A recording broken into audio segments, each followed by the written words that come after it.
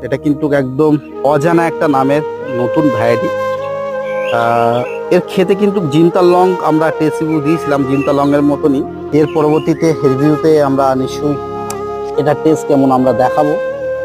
এরও প্রচুর সুন্দর কালার হয়, ফলনও দারুণ। চাইনিজ ভ্যারাইটি, এটা সাইজ এখনই দেখুন। এটা কিন্তু বন্ধুরা বলতে পারেন অনেকে রেড আইভরির মতন কিছুটা দেখতে, আর রেড আইভরির মতন কিন্তু বড় বড় শেপ বা বড় বড় সাইজ হয়। কিন্তু রেড আইভরি আমটা খেতে তেমন ভালো লাগে না অনেকে বলে, কিন্তু এটা কিন্তু অসাধারণ খেতে। দেখুন, দেখে অনেকেই বলতে পারে যে রেড আইভরি, কেননা ফলের শেপ দেখে তেমনই মনে হয়, কিন্তু এটা অসাধারণ খেতে। নতুন একটা চাইনিজ ভ্যারাইটি।